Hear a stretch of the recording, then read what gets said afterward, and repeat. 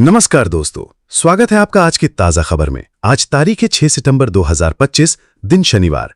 तो चलिए बिना किसी देरी के नजर डालते हैं आज की बड़ी सुर्खियों पर, खासकर उत्तर प्रदेश की उन बड़ी खबरों पर जो आपके लिए जानना बेहद जरूरी है। सबसे पीछे की गिनती में हमारे नाम आते थे, यूपी का नाम आता था, लेकिन पिछले 8-8.5 वर्ष के अंदर प्रधानमंत्री जी के मार्गदर्शन में, प्रधानमंत्री मोदी जी के नेतृत्व में देश के अंदर जो एक सकारात्मक वातावरण बना, उस सकारात्मक वातावरण को पिछले 8-8.5 वर्ष में उत्तर प्रदेश ने हाथों हाथ लिया। पीएम मोदी से ट्रंप की दोस्ती खत्म। अमेरिका के पूर्व राष्ट्रीय सुरक्षा सलाहकार जॉन बोल्टन ने कहा है कि अमेरिकी राष्ट्रपति डोनाल्ड ट्रंप और पीएम मोदी के बीच पहले जैसी खास दोस्ती अब खत्म हो चुकी है। इसे अब ठीक नहीं किया जा सकता क्योंकि स्थिति बहुत खराब हो चुकी है। व्हाइट हाउस ने अमेरिका भारत संबंधों को दशकों पीछे धकेल दिया है, जिससे मोदी रूस और चीन के करीब आ गए हैं। चीन ने खुद को अमेरिका और ट्रंप के विकल्प के रूप में पेश किया है। भारतीय जनता पार्टी इस्तेमाली पार्टी है, पहले इस्तेमाल करेगी फिर बर्बाद करेगी।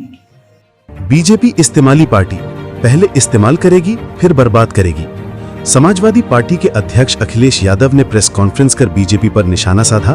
उन्होंने कहा कि भारतीय जनता पार्टी इस्तेमाली पार्टी है, पहले इस्तेमाल करेगी फिर बर्बाद करेगी।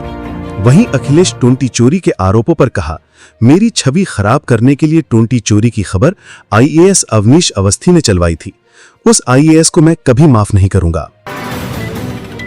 नगर निगमों को योगी सरकार ने जारी किए करोड़ों रुपए।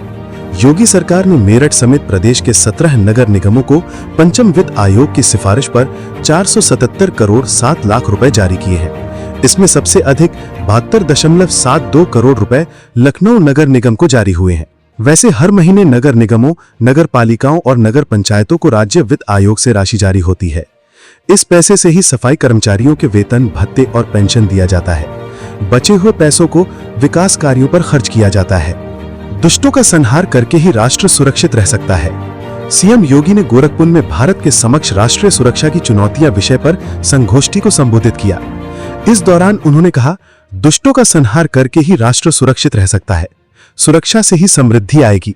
कोई राष्ट्र बाह्य रूप से सुरक्षित हो और आंतरिक रूप से सुरक्षित ना हो तो ऐसा अराजक राष्ट्र शीघ्र समाप्त होने के कगार पर होता है। पाकिस्तान इसी तरह के अराजक राष्ट्र का उदाहरण है। सोने ने तोड़ा रिकॉर्ड, ऑल टाइम हाई पर पहुंच गया। सोना और चांदी आज सारे रिकॉर्ड तोड़ते हुए ऑल टाइम हाई पर पहुंच गए हैं। 24 कैरेट गोल्ड आज 501 रुपए की तेजी के साथ 1,06,446 रुपए प्रति 10 ग्राम पर पहुंच गया है, जबकि 22 कैरेट सोना 97,505 रुपए प्रति 10 ग्राम पर आ गया है। इधर चांदी आज 374 रुपए चढ़कर 1,23,581 रुपए प्रति किलो पर पहुंच गई है। बीते कुछ दिनों से सोने और चांदी के दामों में जबरदस्त तेजी देखने को मिल रही है। यूपी के गांव-गांव तक चलेंगी रोडवेज बस। सीएम योगी कल मुख्यमंत्री ग्रामीण जनता सेवा की शुरुआत करेंगे।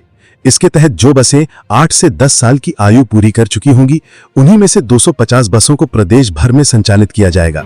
ये बसें ग्रामीण इलाकों में चलाई जाएंगी। इसकी दूरी 75 से 80 किलोमीटर तक के दायरे में आने वाले गांव के लिए होगी। इन ग्रामीण रूटों पर कोई और बस संचालित नहीं होगी। इसका किराया सामान्य बसों की तुलना में 20% तक कम होगा। ऑपरेशन सिंदूर में इसलिए इस्तेमाल की air power. CDS general Anil Chauhan ने कहा, उरी अटैक के बाद सर्जिकल स्ट्राइक में सेना ने जमीन के रास्ते पाक में घुसकर आतंकी शिविरों को नष्ट किया। पुलवामा हमले के बाद हमने खैबर पख्तूनख्वा में एयर हमले किए। पहलगाम हमले के बाद ऑपरेशन सिंदूर में फैसला लिया कि ड्रोन और गोला